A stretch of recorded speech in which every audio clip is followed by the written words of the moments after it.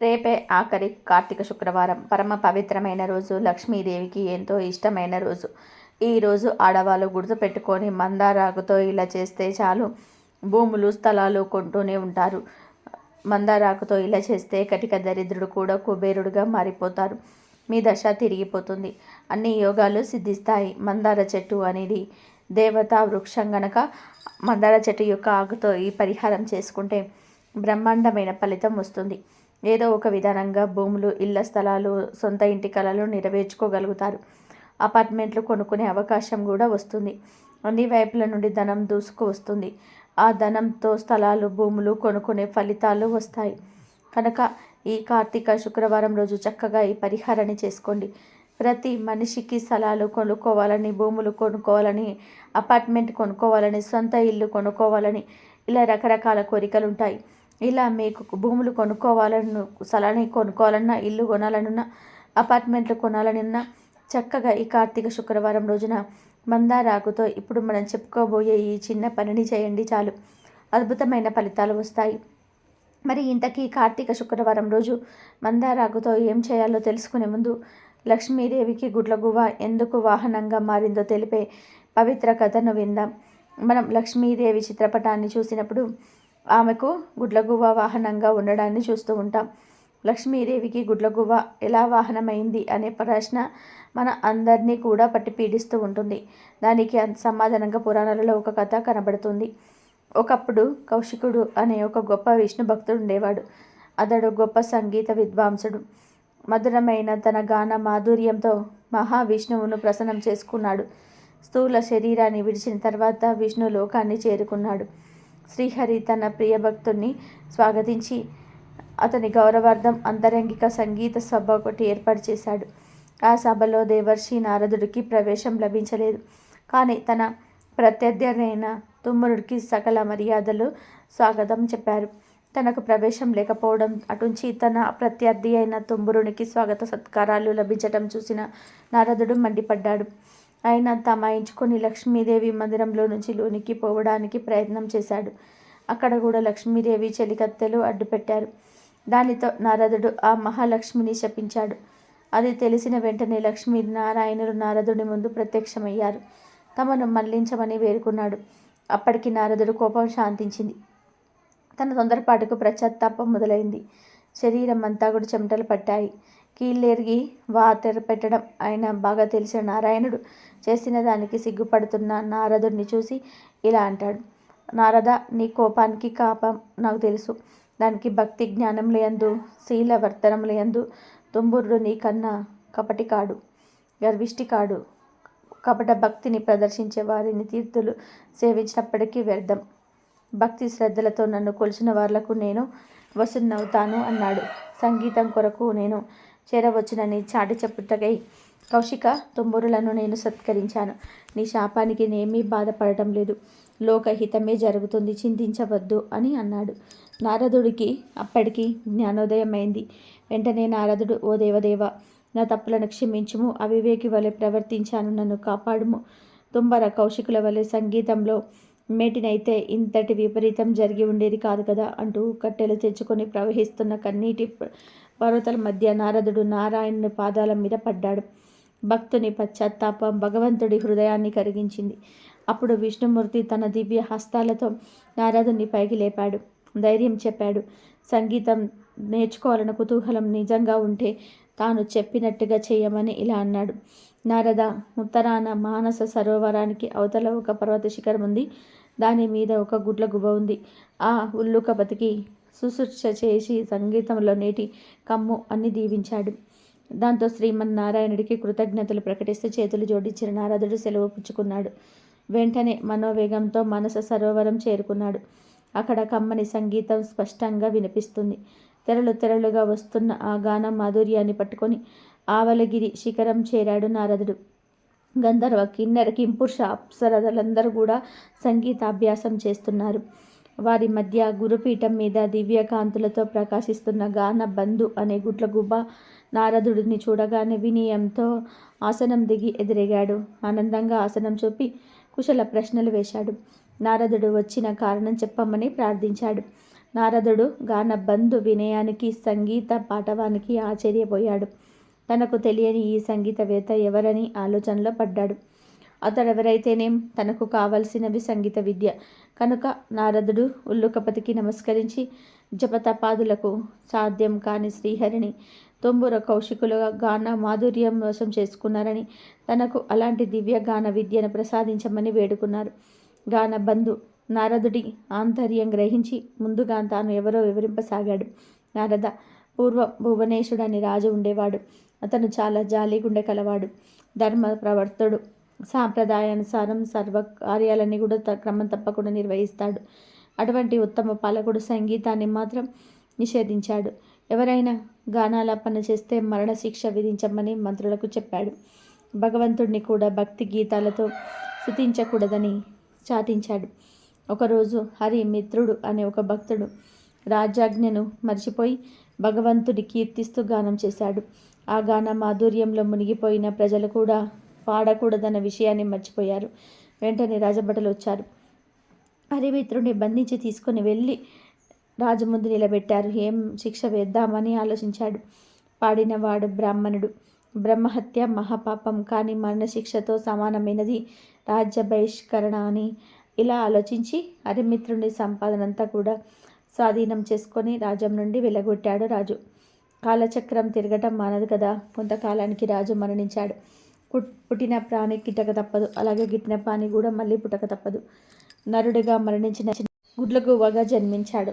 దివాంగ జన్మ కాబట్టి రాత్రులందే ఆహారం సంపాదించుకోవాలి. తిండి ఒక సమస్యగా మారింది. పురాకృత దోష ఫలితం కాబోలు ఒకసారి 4 రోజులైనా సరే ఆహారం దొరకలేదు. దాంతో విపరీతమైన ఆకలి వేసింది. చివరికి మరణాన్ని ఆహ్వానించాడు. అతని పూర్వజన్మలో చేసుకున్న సుకృతం వల్ల మరణ దేవత యమధర్మరాజు వచ్చి ఎదురుగా నిలబడ్డారు. ప్రాణం తీయకుండా ఎదురుగా నిలబడ్డ యముని చూసి, ఆ ఉల్లుకము ధర్మరాజా, ఎందుకు ఈ విధంగా నన్ను బాధ పెడుతున్నావు? నేను గత జన్మలో రాజుగా ప్రజలపై ఎంతవరకు దయా దాక్షిణ్యాలు చూపించాలో అంతవరకు చూపించాను. నీవెందుకు నాపై దయ చూపించవు అన్నాడు రాజు. దీవాంత స్థితికి యమధర్మరాజు జాలిపడ్డాడు.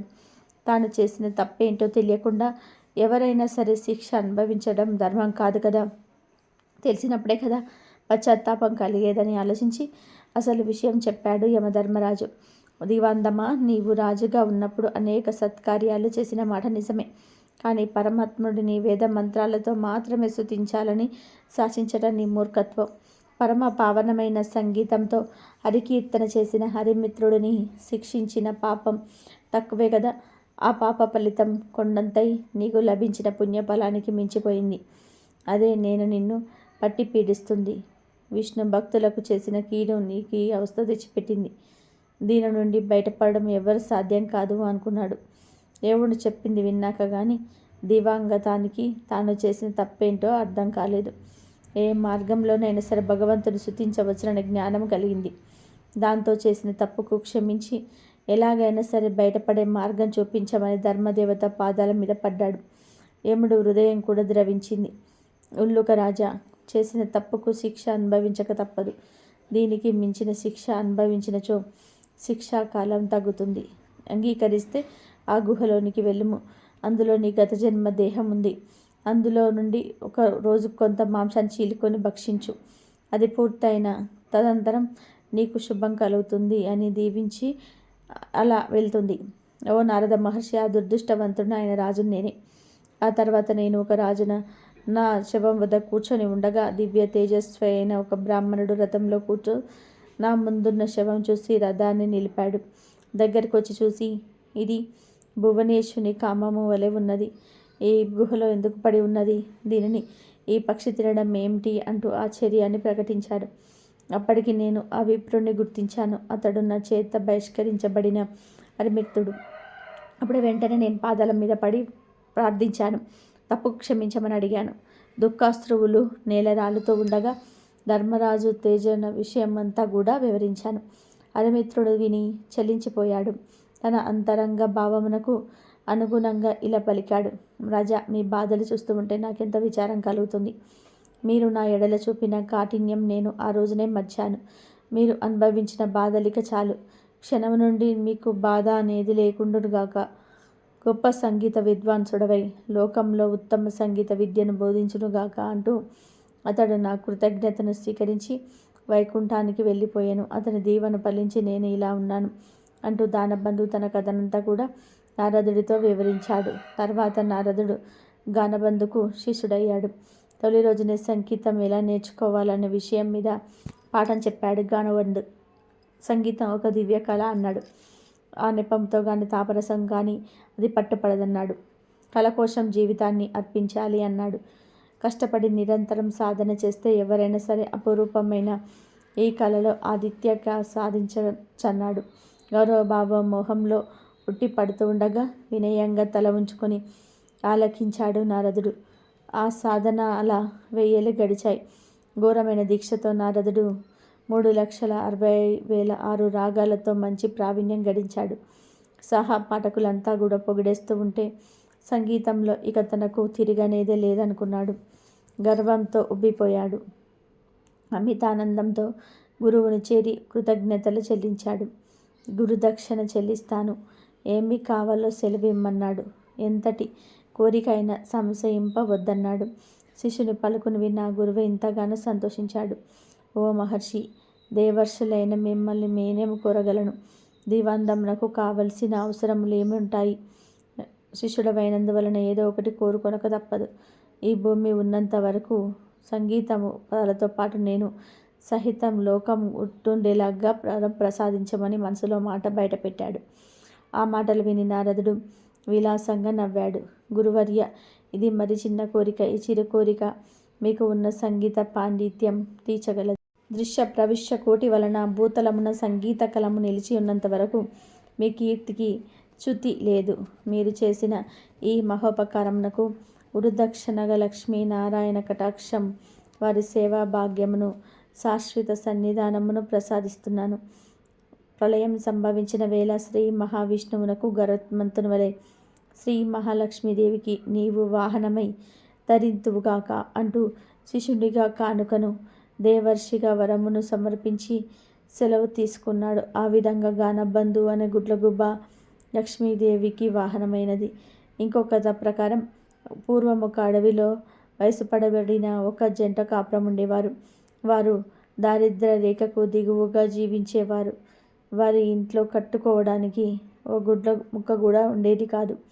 వారిద్దరిలో ఒకరి ఇంట్లో ఉంటే ఇంకొకరు చిన్న వస్త్రం పీలికను వంటిపై పెట్టుకొని యాచనకు వెళ్ళేవారు.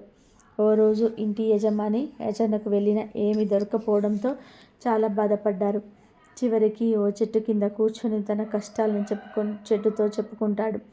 అయితే ఆ చెట్టుపై ఉన్న గుడ్లగూబ అతని కష్టాలను విని అతని కష్టాలు తీర్చమని ప్లాన్ చేస్తుంది.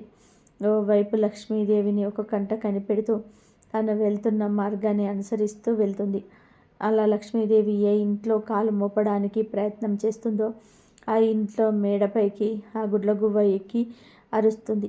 సాధారణంగా శాస్త్రం ప్రకారం గుడ్లగూబ ఏ ఇంటి మీద వాలుతుందో ఆ ఇంటికి లక్ష్మీదేవి ప్రవేశించకూడదు. కనుక లక్ష్మీదేవి ఆ శబ్దం విని అక్కడి నుండి వెళ్ళిపోతుంది.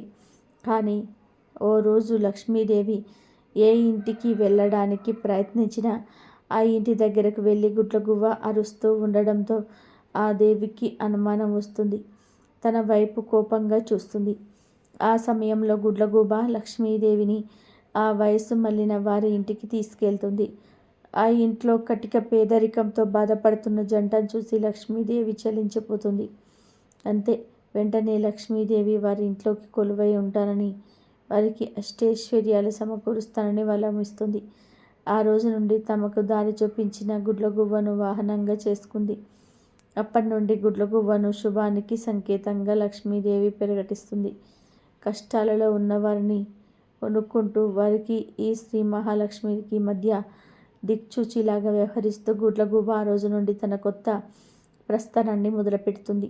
పక్షుల జాతిలో సాహస యాత్రలు చేసే జీవిగా గుడ్లగూబకు మంచి ప్రావీణ్యం ఉంది.